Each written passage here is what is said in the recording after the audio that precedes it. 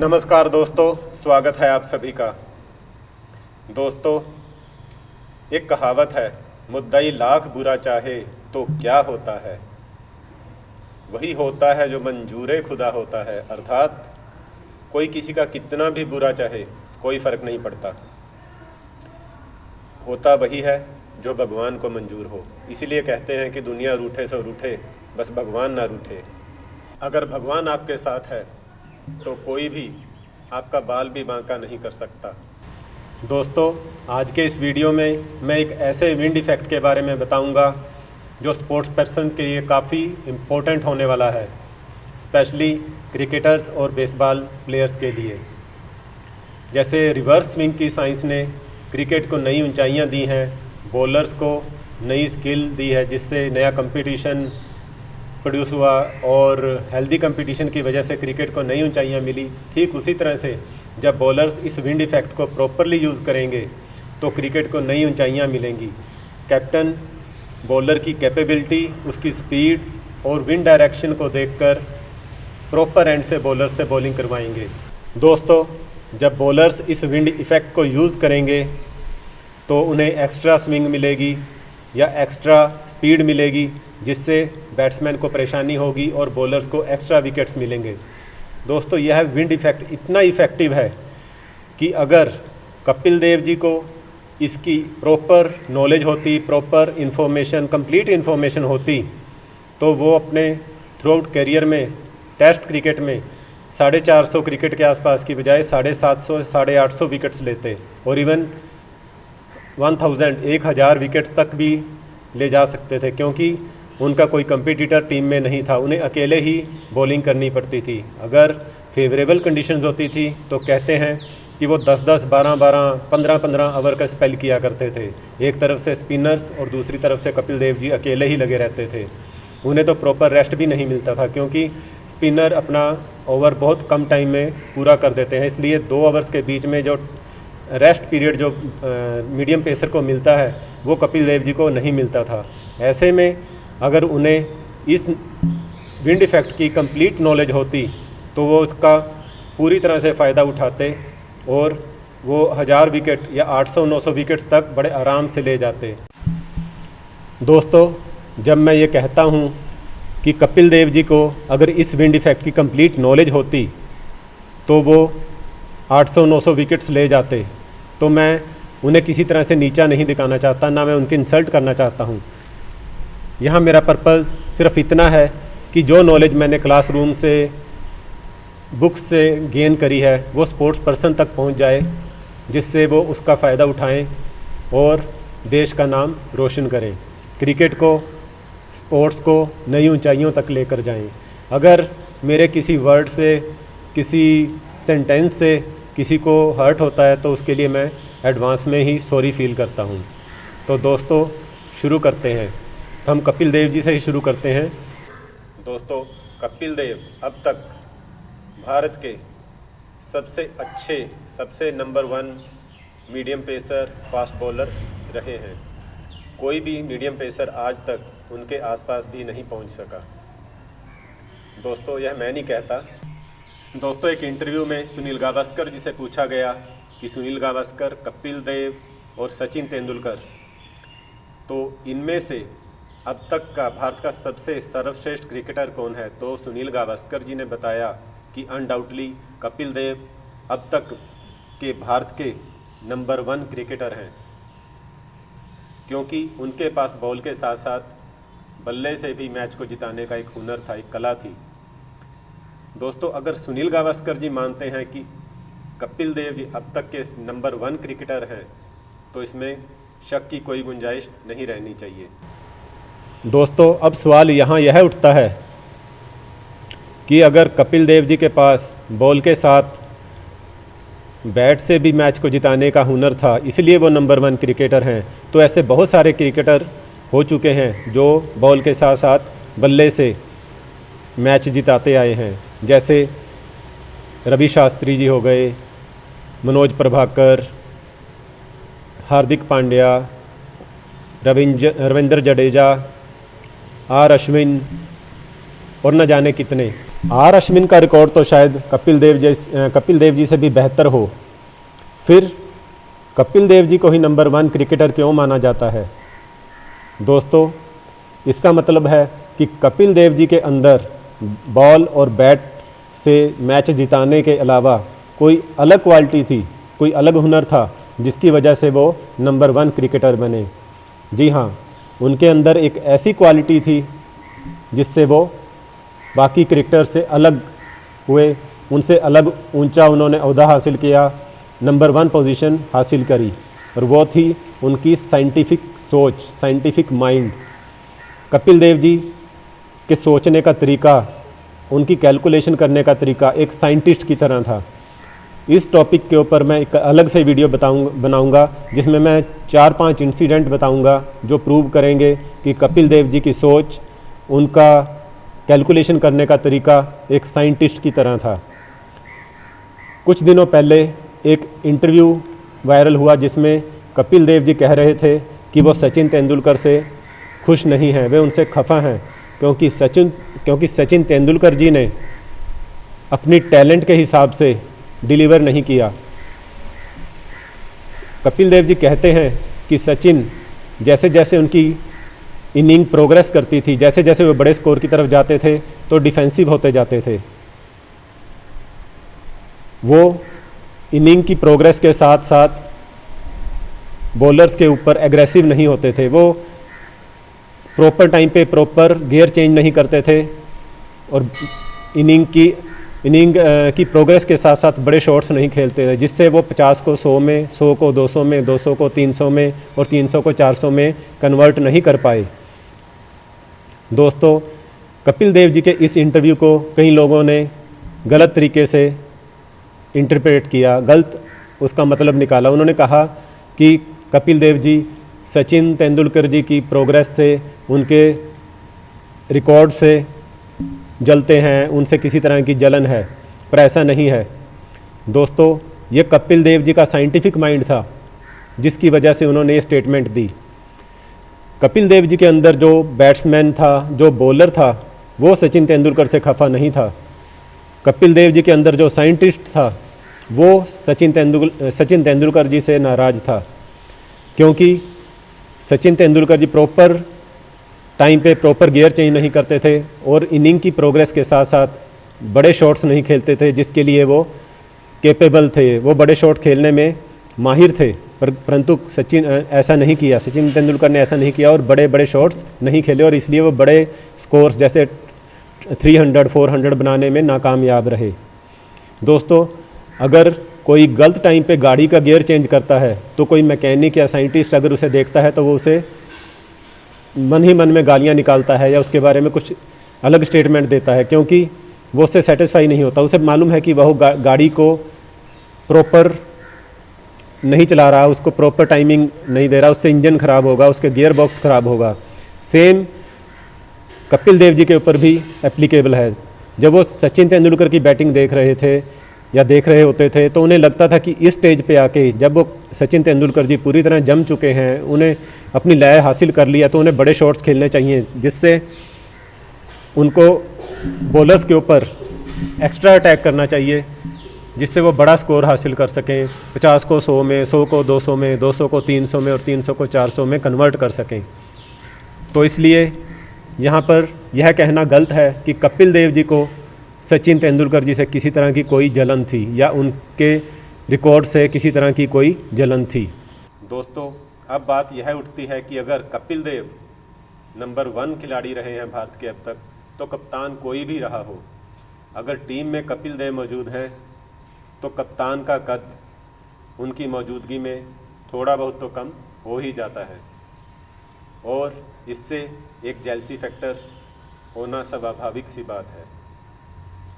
दोस्तों, आज पॉलिटिक्स हर जगह चलती है, आपके ऑफिस, ऑर्गेनाइजेशन, इंस्टीट्यूट, जहाँ भी आप जाओगे एक पॉलिटिक्स तो हमेशा चलेगी।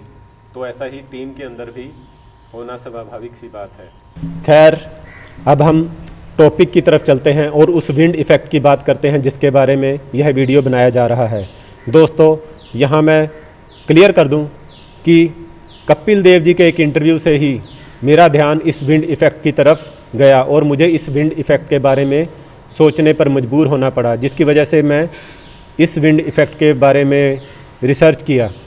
तो इसका क्रेडिट भी मैं चाहूँगा कि कपिल देव जी को ही दिया जाए। दोस्तों, एक इंटरव्यू में मैंने देखा कि कपिल देव जी बता रहे थे कि उन्होंने थ्रू आउट करियर हवा की डायरेक्शन में बॉलिंग की, यानी कि जिस दिशा में हवा बह रही है उसी डायरेक्शन में उन्होंने बॉलिंग की। परंतु 91-92 के ऑस्ट्रेलिया दौरे पर जब अजहरुद्दीन कैप्टन थे तो उन्हें पहली बार हवा के अपोजिट डायरेक्शन में बॉलिंग करने को कहा गया। कपिल देव जी ने बताया कि टीम का नंबर 1 बॉलर हमेशा हवा की डायरेक्शन में ही बॉलिंग करता है।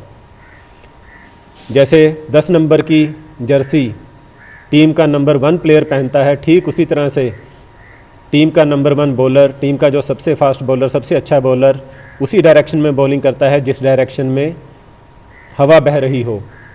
ऐसा इसलिए किया जाता है क्योंकि इससे बॉल की स्पीड बढ़ जाती है। जैसे हम अगर विंड डायरेक्शन में ही साइकिल चलाते हैं तो हमारे साइकिल की स्पीड बढ़ जाती है, और अगर हम हवा के अगेंस्ट साइकिल चलाते हैं तो हमारी साइकिल की स्पीड कम हो जाती है। ठीक उसी तरह से अगर हम हवा की डायरेक्शन में बॉलिंग करेंगे तो बॉलर की स्पीड बढ़ जाएगी, और अगर हम हवा के अगेंस्ट बॉलिंग करेंगे तो हवा की स्पीड बॉल की स्पीड कम हो जाएगी। अब बॉलर्स का मानना है कि higher the speed higher will be the swing, means अगर स्पीड ज़्यादा होगी तो स्विंग भी ज़्यादा मिलेगी। इसलिए जो टीम का प्राइम बॉलर होगा, जो नंबर 1 बॉलर होगा, उसे ज़्यादा से ज़्यादा फेवर मिले, उसे ज़्यादा फेवरेबल कंडीशंस मिलें और वो कंडीशंस का प्रॉपर यूज़ कर सके। इसलिए टीम के नंबर 1 बॉलर को उस डायरेक्शन से बॉलिंग करवाई जाती है जिस डायरेक्शन में हवा बह रही हो। परंतु ऑस्ट्रेलिया के दौरे पर कपिल देव जी बताते हैं कि वो नंबर 2 प्लेयर हो गए थे और मनोज प्रभाकर जी नंबर 1 प्लेयर बन गए थे। ऐसा इसलिए था क्योंकि उससे 2-3 सीरीज़ पहली, ऑस्ट्रेलिया दौरे से 2-3 पहली जो सीरीज़ थी उसमें कपिल देव जी फ्लॉप रहे थे। वो अपना प्रॉपर कंट्रीब्यूशन नहीं कर पाए थे, जबकि मनोज प्रभाकर अच्छी परफॉर्मेंस दे रहे थे, इसलिए वो नंबर 1 बन गए थे और कपिल देव जी नंबर 2 बन गए थे। उससे पहले क्योंकि कपिल देव जी हमेशा नंबर 1 प्लेयर रहे, नंबर 1 बॉलर रहे, इसलिए वो हमेशा हवा की दिशा में ही बॉलिंग करते आए। परंतु 91-92 के ऑस्ट्रेलिया दौरे पर अजहरुद्दीन ने पाया या नोटिस किया कि अब मनोज प्रभाकर जी नंबर 1 और कपिल देव जी नंबर 2 बॉलर हो गए हैं, इसलिए उन्होंने कपिल देव जी से हवा के अगेंस्ट बॉलिंग कराने को कहा। कपिल देव जी ने बताया कि टीम का नंबर 1 खिलाड़ी उस डायरेक्शन में बॉलिंग करता है जिस डायरेक्शन में हवा बह रही हो। तो ऐसा करके अजहरुद्दीन ने बिना बोले यह कह दिया कि कपिल देव अब टीम के नंबर 2 बॉलर हैं और मनोज प्रभाकर जिनसे उस डायरेक्शन में बॉलिंग करवाई गई वो टीम के नंबर 1 बॉलर बन गए। दोस्तों, कपिल देव और मनोज प्रभाकर के रिश्ते तो जग जाहिर हैं।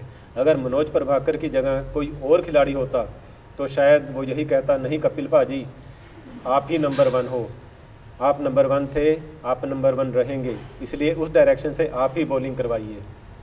परंतु मनोज प्रभाकर जी ने ऐसा नहीं किया और उन्होंने उस डायरेक्शन में यानी हवा की डायरेक्शन में ही बॉलिंग शुरू कर दी।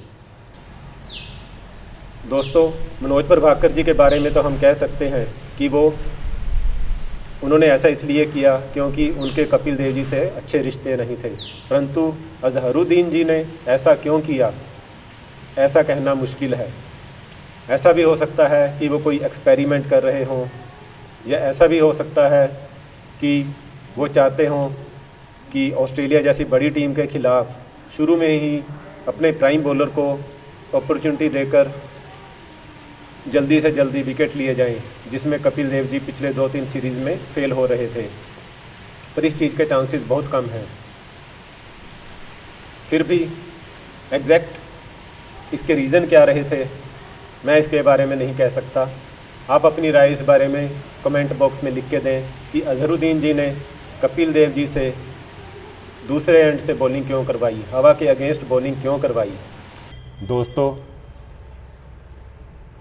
यहाँ पर कपिल देव जी ने बताया कि उन्होंने इसे एक चैलेंज की तरह एक्सेप्ट किया और 2-4 ओवर के बाद उन्होंने अपनी कुछ एडजस्टमेंट के बाद लय हासिल कर ली। कपिल देव जी ने बताया कि उस सीरीज़ में उन्होंने 5 टेस्ट मैचों की सीरीज़ में 28 विकेट्स लिए, 27 या 28 विकेट्स उन्होंने लिए, जो एक बहुत अच्छी परफॉर्मेंस थी। और वो भी इस लिहाज से क्योंकि पिछली 2-3 सीरीज़ में कपिल देव जी अपना बेस्ट नहीं दे पा रहे थे। इसी वजह से अजहरुद्दीन और मनोज प्रभाकर जी को कपिल देव को नीचा दिखाने के लिए एक मौका मिल गया, परंतु इस अच्छी परफॉर्मेंस से अजहरुद्दीन, मनोज प्रभाकर और बाकी आलोचकों के मुंह पे ताले लग गए। तो दोस्तों, यहाँ अब हम आते हैं मुद्दे की बात पर कि किस तरह अजहरुद्दीन ने अनजाने में कपिल देव जी को नीचा दिखाने के चक्कर में उनकी मदद कर दी। दोस्तों, यहाँ यह बताना ज़रूरी है कि मैं पेशे से एक कमर्शियल पायलट हूँ। विंड इफ़ेक्ट्स, विंड नेचर, हवा की डायरेक्शन, हवा का बहाव, प्रेशर, ये सब पढ़ाना हमारा पेशा है। क्लासरूम में थ्रू आउट करियर हमने इस चीज़ को स्टडी किया है। क्रिकेटर्स के पास इतना टाइम नहीं होता कि वो ये सब स्टडी करें, बुक्स क्लासरूम से वो दूर ही रहते हैं। तो दोस्तों, अजहरुद्दीन, कपिल देव, मनोज प्रभाकर, इन सबको इस चीज़ का नॉलेज नहीं था जो मैं अब बताने जा रहा हूँ। दोस्तों, मैं ज़्यादा डेप्थ में नहीं जाऊँगा, टेक्निकल वीडियो लंबा हो जाएगा। यहाँ सिर्फ मैं ये बताऊँगा कि एक fast bowler, genuine fast bowler जो 145, 150 या 155 किलोमीटर पर आवर के हिसाब से 150 किलोमीटर पर आवर की स्पीड से बॉलिंग करता है, जैसे Shoaib Akhtar, Brett Lee, Dale Steyn, जो जेन्युइन फास्ट बॉलर हैं, उन्हें हवा की डायरेक्शन में बॉलिंग करनी चाहिए, तो उनके लिए बेनिफिट होगा। पर जो मीडियम पेसर जैसे कपिल देव और मनोज प्रभाकर और ये अर्शदीप सिंह और ये जितने भी इंडिया के बॉलर्स हैं तकरीबन मीडियम पेसर हैं, क्योंकि इंडिया के पास जेन्युइन फास्ट बॉलर नहीं होता। अगर कोई होता भी है तो 1-2 सीरीज़ के बाद वो मीडियम पेसर बन जाता है। तो यह मीडियम पेसर्स के लिए एक बहुत इम्पोर्टेंट इन्फॉर्मेशन मैं देने जा रहा हूँ कि जो जेन्युइन फास्ट बॉलर नहीं हैं, जो मीडियम पेसर्स हैं, अराउंड 130 to 140 बॉलिंग करते हैं, उन्हें हवा के अपोजिट डायरेक्शन में बॉलिंग करनी चाहिए। इससे उन्हें ज़्यादा मदद मिलेगी, जैसा कि कपिल देव जी को मिली उस सीरीज़ में। जब उन्होंने हवा के अगेंस्ट बॉलिंग की तो पिछली 2-3 सीरीज़ से जो वो फ्लॉप होते आ रहे थे, अचानक ही उन्हें उस सीरीज़ में 27-28 विकेट मिले 5 मैचों में। और उससे पहले जो मनोज प्रभाकर हवा के अपोजिट डायरेक्शन में बॉलिंग करते आ रहे थे और नंबर 1 का तगमा ले गए थे, वो उस सीरीज़ में फ्लॉप हो गए क्योंकि वो हवा की डायरेक्शन में बॉलिंग कर रहे थे तो दोनों मीडियम पेसर, कपिल देव भी और मनोज प्रभाकर भी। बट जब अजहरुद्दीन ने अनजाने में उस डायरेक्शन से बॉलिंग करवा दी तो उनको बेनिफिट हो गया, कपिल देव जी को इसका बेनिफिट मिला। 2-4 ओवर्स के बाद उन्होंने अपनी लय हासिल करी और 28 विकेट ले लिए। तो यह कोई चमत्कार नहीं, ये एक एडिशनल बेनिफिट था जो उन्होंने हवा से लिया। ये आने वाले वीडियो में मैं बताऊंगा कि ये टेक्निकल क्या पॉइंट था, ऐसा क्या रीज़न थे। दोस्तों, मुझे यहाँ पे हैरानी इस चीज़ से हुई जब कपिल देव जी ने बताया कि उन्होंने थ्रू आउट करियर हवा की डायरेक्शन में बॉलिंग करी। तो इसका मतलब ये है कि कपिल देव को तो ये बात नहीं मालूम थी कि वो अगर अपोजिट डायरेक्शन में बॉलिंग करेंगे तो उन्हें ज़्यादा एडवांटेज मिलेगी।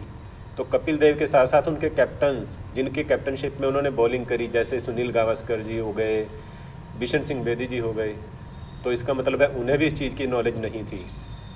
दोस्तों,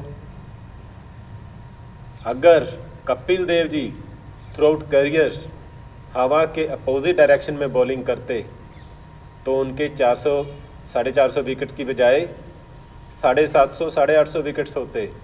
सोचिए ये एक कितनी बड़ी बात है, कितनी बड़ी इम्पोर्टेंट चीज़ है। दोस्तों, इस विंड इफ़ेक्ट को कैसे अप्लाई करना है, कैसे कैलकुलेट करना है, इसके लिए मैं एक अलग से वीडियो बनाऊंगा और वो वीडियो ज़्यादा डिटेल में होगा। उसके लिए कोई ज़्यादा लंबी चौड़ी कैलकुलेशन नहीं करनी होगी, बहुत सिंपल कैलकुलेशन होगी। जिसने मैथ्स, फिज़िक्स, साइंस नहीं पढ़ी उसे भी वो समझ आएगी, तो इसलिए कोई डरने वाली बात नहीं होगी। एक सिंपल किसान, मैं खुद एक किसान का बेटा हूँ, एक किसान फैमिली से बिलोंग करता हूँ, तो ऐसी लैंग्वेज में और इतने आसान तरीके से समझाऊंगा कि वो सबको समझ आ जाएगा, कोई घबराने वाली बात नहीं है। तो आने वाले वीडियो में मैं पूरी डिटेल में समझाऊंगा कि इस विंड इफ़ेक्ट को कैसे कैलकुलेट करना है, कैसे अप्लाई करना है। तब तक के लिए आप सिर्फ इतना समझ लें कि अगर एक bowler 120 to 140 kilometre per hours के बीच में बॉलिंग कर रहा है तो उसे अगेंस्ट द विंड बॉलिंग करनी है, जिससे उसे एक्स्ट्रा स्विंग मिलेगी, जिससे एक्स्ट्रा विकेट्स मिलेंगे, जैसे कपिल देव जी को मिले। और अगर कोई बॉलर 140, 150 या उससे ऊपर बॉलिंग कर रहा है, 140, 150 किलोमीटर पर आवर्स की स्पीड से ऊपर बॉलिंग कर रहा है, तो उसे विद द विंड, यानी कि जिस डायरेक्शन में विंड बह रही है उसी डायरेक्शन में बॉलिंग करनी है, जिससे उसे एक्स्ट्रा विकेट्स मिलेंगे। 140 टू 145 के बीच में एक बफर स्पेस है, जिसमें किसी भी एंड से बॉलिंग की जा सकेगी, depending upon the nature of the speed, nature of the pitch, nature of the wind direction, wind velocity, और जो बैट्समैन जिसे वो बॉलिंग कर रहे हैं उसके क्या कंडीशन है, मैच की क्या कंडीशन है, उसके ऊपर डिपेंड करेगा। दोस्तों, मेरी एक रिक्वेस्ट है कि इस वीडियो को आप ज़्यादा से ज़्यादा शेयर करें, यह उन प्लेयर्स के पास पहुंच सके जिनके लिए ये ज़रूरी है, ये इफ़ेक्ट जानना ज़रूरी है। इसे ज़्यादा से ज़्यादा शेयर करें ताकि यह उन पुराने प्लेयर्स तक, जैसे कपिल देव जी, मनोज प्रभाकर जी और भुवनेश्वर कुमार जी जैसे दिग्गजों के पास भी पहुँचे, ताकि वो अपने एक्सपीरियंस से इस विंड इफ़ेक्ट को नोटिस कर सकें, अपनी नई टेक्निक्स फाइंड आउट कर सकें जो क्रिकेट के लिए हेल्पफुल होंगी, जिससे क्रिकेट एक नई ऊंचाइयों पर पहुंचे और दर्शकों को इसका फ़ायदा मिले। आने वाले वीडियो में मैं प्रॉमिस करता हूं कि पूरा डिटेल में बताऊंगा, टेक्निकल पॉइंट्स बताऊंगा कि ऐसा क्यों होता है। तब तक के लिए नमस्कार, जय हिंद, धन्यवाद।